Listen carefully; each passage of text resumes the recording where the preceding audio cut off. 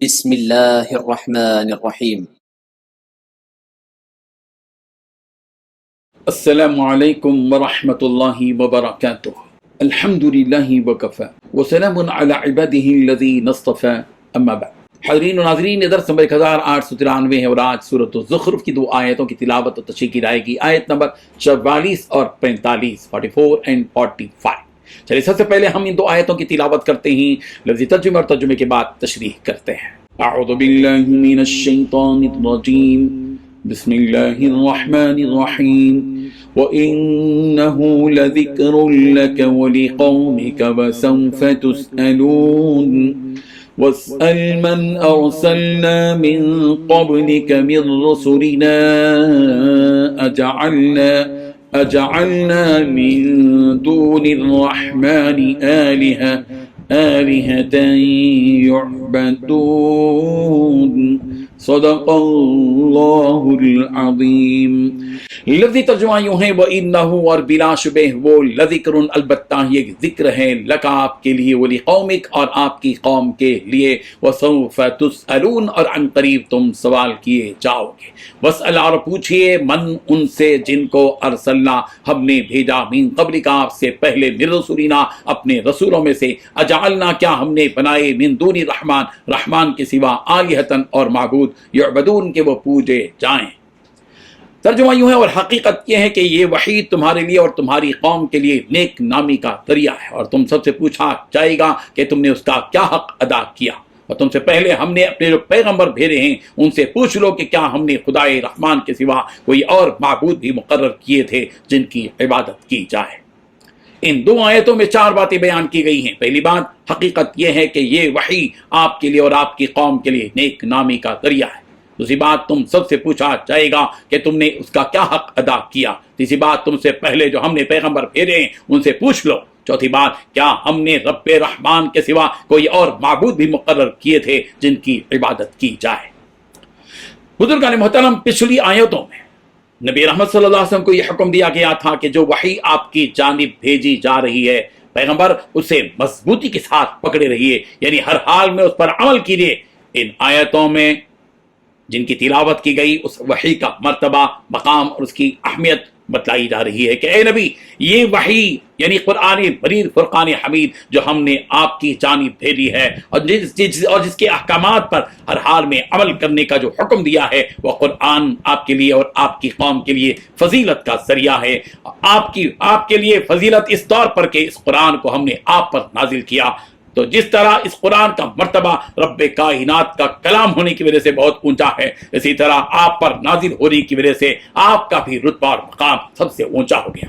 یہاں تک کہ اگر کوئی آپ کو جھٹلائے اور آپ کی بات نہ مانے تو ہم اسے جہنم میں پھینک دیتے ہیں. اور آپ کی قوم کے لیے قرآن باعث شرف اس لیے ہے کہ ہم نے اس قرآن کو انہی کی زبان میں اتارا، جس کی وجہ سے ان کی زبان کی اہمیت ساری زبانوں پر اونچی ہو گئی، اور اس وجہ سے ان کی زبان یعنی عربی زبان ہمیشہ قیامت تک کے لیے باقی رہے گی. ورنہ دنیا میں بہت سی ایسی زبانیں آئیں جو آج باقی نہیں رہی. سریانی، عبرانی ہمارے لیے دلیل ہے کہ آج وہ زبانیں، نام باقی رہ گیا، زبانیں باقی نہیں رہی. لیکن یہ شرف ان قریش کی زبان عربی کو ملا کہ یہ عربی زبان قیامت تک کے لیے باقی رہے گی. اس زبان کو کوئی مٹا نہیں سکتا. جب کسی پر کسی قسم کی فضیلت کی جاتی ہے اور اس کو معزز بنایا جاتا ہے تو اس کی ادنا سی بھول پر بھی سخت پکڑ کی جاتی ہے. اس لیے قیامت کے دن آپ سے بھی اور آپ کی قوم سے بھی یہ سوال کیا جائے گا کہ ہم نے تمہیں یہ فضیلت اس قرآن کے ذریعے عطا کی تھی تو تم نے اس قرآن پر کتنا عمل کیا. قریش کی فضیلت کے متعلق نبی رحمت صلی اللہ علیہ وسلم نے چند حدیثیں بیان فرمائی. چنانچہ حضرت معاویہ رضی اللہ عنہ سے مروی نے فرمایا، نبی رحمت صلی اللہ علیہ وسلم نے فرمایا، یہ خلافت کا معاملہ قریش میں ہی باقی رہے گا، اور جو ان سے دشمنی کرے گا اللہ تعالیٰ اسے اوندھے منہ گرا دے گا جب تک کہ یہ قریش دنیا دین کو قائم رکھے. یہاں پر لقومی کا مراد صرف قریش نہیں بلکہ نبی رحمت صلی اللہ علیہ وسلم کی ساری امت ہے کہ قیامت کے دن اس امت کے ہر فرد سے یہ پوچھا جائے گا کہ تمہارے پاس یہ کلام الہی موجود تھا تو تم نے اس پر کتنا عمل کیا.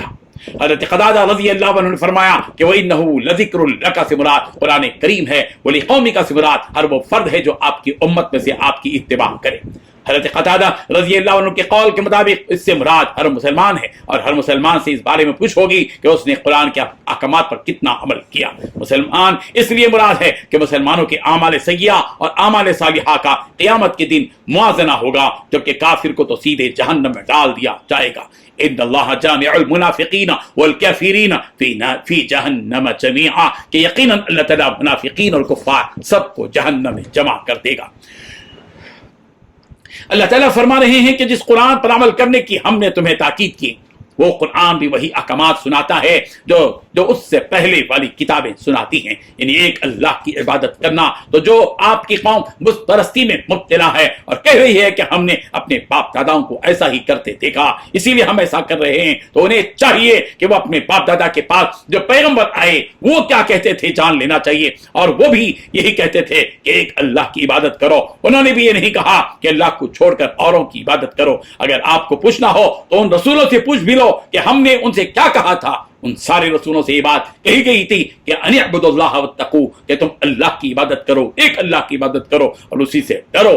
کیا ہم نے ان سے یہ کہا نہیں تھا کہ رب الرحمن کو چھوڑ کر اوروں کی عبادت کرو، یا پھر یہ کہ صرف ایک اللہ کی عبادت کرو؟ یقیناً جواب آپ کو مل جائے گا۔ سورہ نحل کی آیت نمبر 36 میں کہا گیا وَلَقَدْ بَعَثْنَا فِي كُلِّ أُمَّةٍ رَسُولًا أَنْ يَعْبُدُوا اللَّهَ وَاجْتَنِبُوا الطَّاغُوتَ، ہم نے ہر امت کے ایک رسول کو یہ ذمہ داری دے کر بھیجا کہ وہ لوگوں سے کہیں کہ ایک اللہ کی عبادت کرو اور بتوں کی عبادت سے بچو۔ جب ہر امت میں ہم نے یہی حکم بھیجا کہ صرف ایک اللہ کی عبادت کرو، تو پھر یہ لوگ یہ بات کہاں سے لے کر آئے کہ بتوں کی عبادت کی جائے؟ اللہ تبارک و تعالی ہم سب کو شرک سے بچائے، توحید پر قائم رکھے۔ آمین۔ وآخر دعوانا ان الحمد للہ رب العالمین۔